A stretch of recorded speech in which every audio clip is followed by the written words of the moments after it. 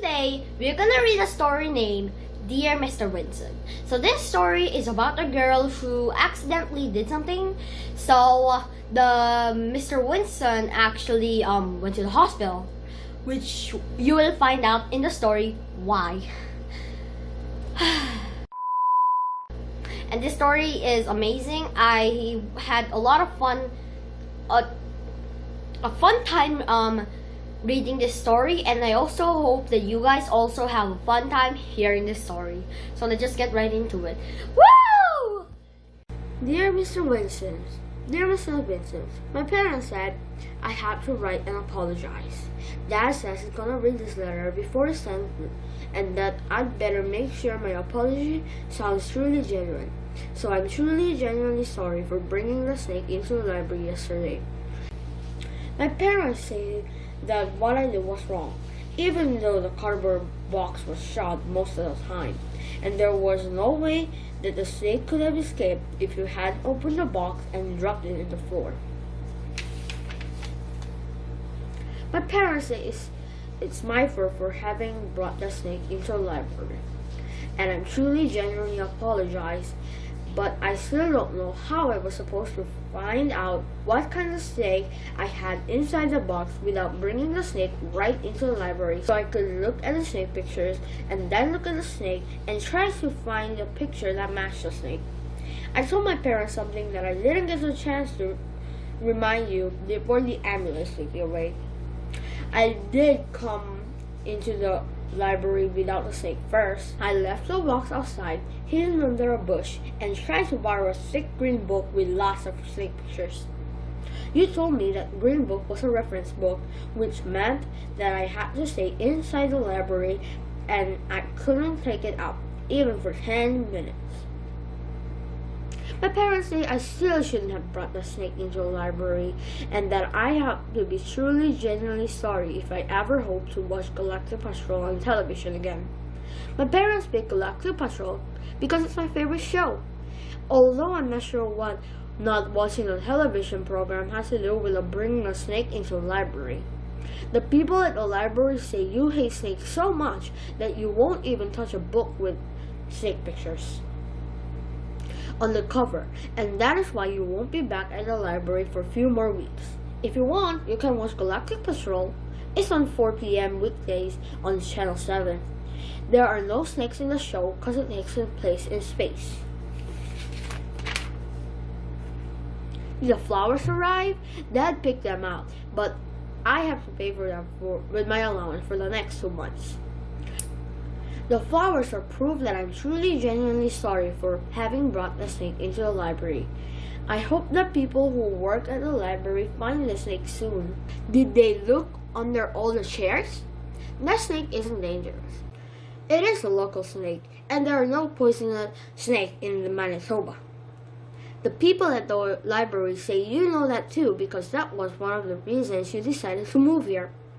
I bought that snake from a friend. I paid 1 month's allowance for it, which means the snake cost me a total of 3 months' allowance, and I only owned it for 1 hour.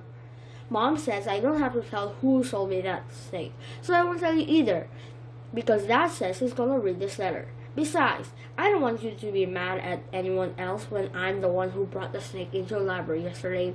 I am truly, genuinely sorry. I want you to know that I didn't plan to show you that snake. I didn't mean to scare you at all. I knew where the big green snake book was kept. I put the box on the table, closed the book, and tried to find the right picture. I looked at the picture, then the snake, at another picture, and then the snake. I did that 5 times and can tell you that the snake inside the library is not a python, a rattlesnake, an anaconda, an asp, or a cobra. Anyway, I was surprised when you wanted to see what was inside the box because I didn't ask for any help. And there were plenty of people inside the library who did need help. That says the fact that I said nothing instead of a snake is a proof that I knew I was doing something wrong when I brought the snake into the library. I'm truly genuinely sorry, even though my friend Jake Lambert promised me that the snake I bought from him is perfectly harmless.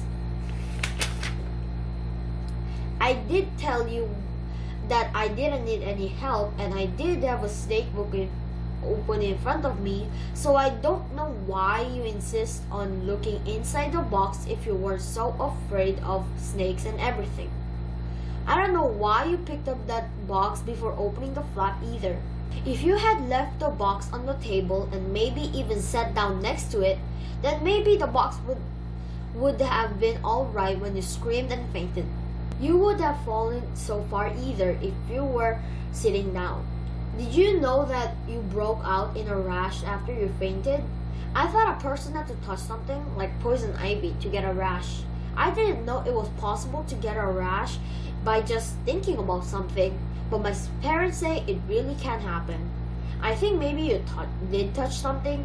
Maybe when you were lying on the floor, the snake slithered over to you and touched you. Did you know that snake skin feels dry, not wet and slimy at all? I just thought of something. Maybe everyone's looking in the library for that snake, but it's not in the library. Maybe it crawled into one of your pockets or up your sleeves and rode it with you to the hospital. Wouldn't that be funny? Why don't you get one of the nurses to check? If it's not in your clothes, it might have crawled out and might be hiding inside the hospital someplace. I think people should be looking there too. I'm sure you will be talking to the people in the library to make sure they find the snake before you go back to work. I hope they find it, even though my parents say I can't keep it. If that snake is found, could you ask the people in the library to give me a call? And if they do find that snake and do decide to give me a call, could you ask them if they could compare that snake with the snake pictures in that big green reference book before they call me? I would still like to know what kind of snake I own for an hour. I'm truly, genuinely sorry. Your friend, Cora. Now, this story, as I told you, it was amazing. Yeah, it was literally my favorite story. I kept telling you guys it's one of my favorite stories, but now this story is my favorite, okay? And for me, to be honest, my favorite part of this story is the page where he was looking in the snake box and it says, my friend Jake Lambert. But I remember here, he said, Mom said I don't have to tell who sold me that snake, so I won't tell you either, because Dad says he's gonna read this letter. Besides, I don't want you to be mad at anyone else, when I'm the one who brought the snake into the library yesterday. So, she said she will not share who gave her that snake. But, in here, it says Jake Lambert. It says here, I am truly genuinely sorry, even though my friend Jake Lambert promised me that the snake I bought from him is perfectly harmless. So that was kind of a funny, like a little funny thing, but for me it was my favorite part because it's funny and I like funny stuff, so it was my favorite. I also hope that you guys also have a favorite part, and if you do have a favorite part, can you tell me what page, and why that's your favorite part? I would really love it, you guys, to show me.